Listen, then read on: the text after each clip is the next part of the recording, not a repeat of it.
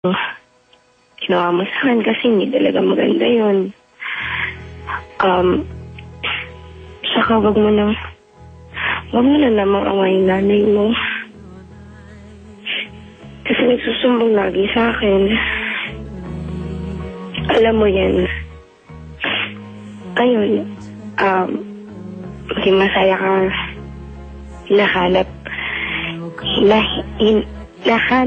Mahanap mo na sana yung hindi mo nahanap sa mga past relationships mo sa girlfriend mo. Actually, ex mo yan. Ayun lang po yun. Alright. Angel, hindi masama na you keep an open communication dun sa family ng ex mo. But kung kaya mong i-avoid, wag na lang din. Kasi as a respect dun sa bagong girlfriend, ikaw man yung bagong girlfriend, ayaw mo na ang ex ay umieksena. Realistically. So, hindi naman sinasabi kong baliwala yung magulang, di ba? But try, di ba? Try not to play an important role or give significant opinion that can affect iba yung lalaki. And di ba, along the way will affect yung relasyon niya sa babae. Respeto sa babae. You want him to take care yung bago niyang kasintahan, di ba? Do not be in the picture. Okay? Yun naman Koreanong kaklase mo, di ba?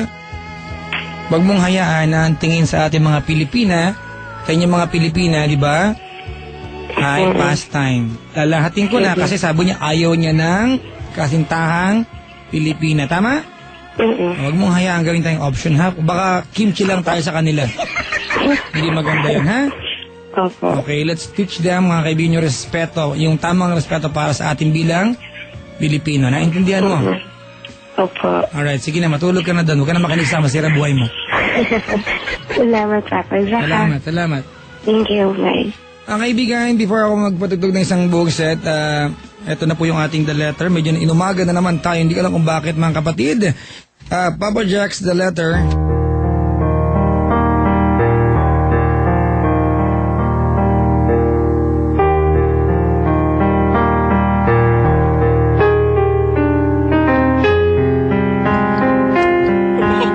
Ayoko mag-ubuhan kasi may ubo talaga ako ngayon.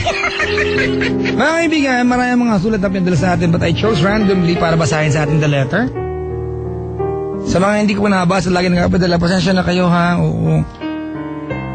But anyway, nakapili po ako ng 1, 2, 3, 4, 5, 6. Tama ba? 5 lang pala. Para basahin sa inyo. Wala mang premyo, pero may pagkakataong iparating sa taong yun na nakaalala niyo siya, galit man kayo o natutuwa sa kanya. Sabi ni Jomar, mga kaibigan, ng Pasig. To my girlfriend Rita, salamat sa lahat ng pagmamahal. Ibinigay mo sa akin siguro pagmamahal din yung may isusukli ko sa iyo, be. Salamat din sa pag-intindi at pag-unawa sa kabila ng mga dumating na trials sa buhay ko. Naandyan ka palagi, be, sumusuporta para sa akin.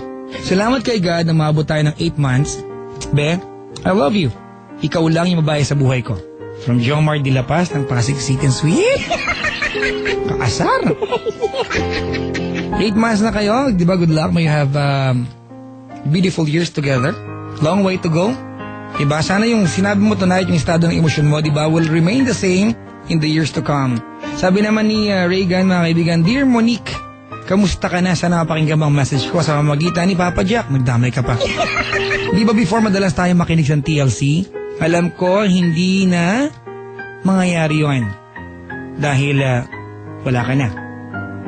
Monique, 3 years na nakalipas, tinatanong ko ang sarili ko kung nakamove on na ba talaga ako. May GF kasi ako ngayon at ayokong dayain ang sarili ko dahil mahal ko din naman siya. Oo, Monique, nagmahal ako ulit. Sana saan ka man naroroon ngayong maging masaya ka din at sana balang araw makita at mayakap ko din ang anak nating si Mark. Salamat, naging part ka ng buhay ko, almost half of my life. Salamat lag kang mag-iingat Saan Ka Man Naroroon by Reagan. Nakakalungkot naman, di ba? Nadamay pa yung bata na wala ng tatay. Sa mga magkakasinta, mag-aasawa po na nagkaroon ng baby, naghiwalay, huwag idamay yung mga bata. Pag pinagdadamot niyo yung bata sa kanyang tatay, sa kanyang magulang, sa kanyang ina, hindi lang naman yung magulang na pabaya ang ginagantihan niya, di ba? Tinatanggalan mo ng karapatan yung bata na makilala yung tunay niya pagkatao. Tatay niya, nanay niya yun eh. Sabi naman ni Raziel na ng Binyan, Laguna, Dear Luis, 2 months na rin na maghiwalay tayo, masakit pa rin aminin o aaminin ko na aalala ko pa rin ang mga ngiti mo at paglalambing mo. Patawarin mo ako, marami akong itinago sa pagkatao ko, nasaktan kita. Pero ang totoo, sa pagkatao ko ngayon, natagpuan ko ang sarili ko na nagmamahal sa iyo. Salamat sa pagmamahal mo sa akin at sa pamilya ko. Miss ka na nila at ako. Sobrang hinahanap ka ng puso ko. Sana matagpuan mo sa puso mo na totoo yung pinaramdam kong pagmamahal. Mag-iingat ka palagi, God bless. Lubos na nagmamahal, Rachel ng Binyan, Laguna. Mga kaibigan, 2 more to go after po nito. After po dalawang tatawag kayo sa akin after yung buong set ng kanta, naiaalay ko sa lahat ng mga nag-text sa atin at nabasa ko tonight on air for Papa Jack's Wild Confessions. Mga kaibigan, si Mark Anthony, sabi niya, Michelle, I miss you so much. Hanggang ngayon, nandito sa puso ko kahit 8 months, wala. Di ka pa din mawala sa puso ko. Kahit masakit, wala na talaga. Pero always ako nandito, kahit magmukha kong tanga. Wala akong magawa dahil hanggang ngayon, mahal kita. Mga kaibigan, to be happy or to be happier in life, it's a choice. Kung miserable ang buhay mo ngayon, probably ginusto mo yan. At ayaw mong gumawa ng paraan para maging okay ka. Ang huling sulat po ay galing kay Marjorie Orsino. Sabi niya kay Francis Jason, It's been 3 years and 6 months since I and you became one. I hope na magtagal pa tayo. Wala na away ha? Dahil we're strong enough to face those problems, right?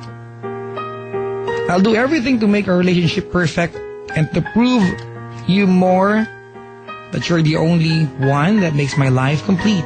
I love you so much and I will love you forever. You're my world and especially you're my life.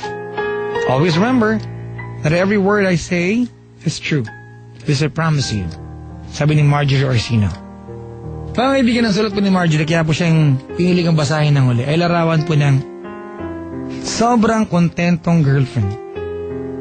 Diba? We all know, mga kaibigan, that kahit anong gawin natin to achieve a perfect relationship, it will never happen. Diba? We all know, kahit nagawin natin na mag-effort tayo para to be the everything of our partners, diba? It will never happen. Kailangan mangyari yung pagsubok, kailangan magkamali tayo to learn. And as we learn, mga kaibigan, sa pagkakamaling ito, as we cry, every time tayo bumabangon, pag tayo nadadapa, we become better person. And this better person, ito yung ialay mo sa partner mo bilang isang karamay sa buhay. Life is a journey, mga kaibigan. It's a constant quest for happiness. Kung yung happiness mo natagpuan mo na, you found the person you wanna be with all your life, tulad ko sinasabi sa inyo, di ba? Someone, alam mo na you want to go to bed every night, siya yung huli nakikita, na kaya mo siyang mahalin kahit napatay na lahat ng kuko sa paa niya. Diba? Kaya mong halikan tong taong to kahit bad breath ka at bagong gising sa umaga. And you can picture yourself, mga kaibigan, taking care of him or her. Pag dumating yung pagkakataong hindi na niya kayang alagaan kahit sarili niya, you must be committed. And you must be in love. Do not do anything, mga kaibigan, para itulak palayo ang taong yan. Keep that person so that person will always find you as his or her home. Mga kaibigan, ang ating oras 1:33, morning of Saturday, August 20, mga kaibigan. Good morning, everyone. Sa lahat po na nagmamahal, sa mga in love ngayon, para po sa inyong lahat, mga kaibigan.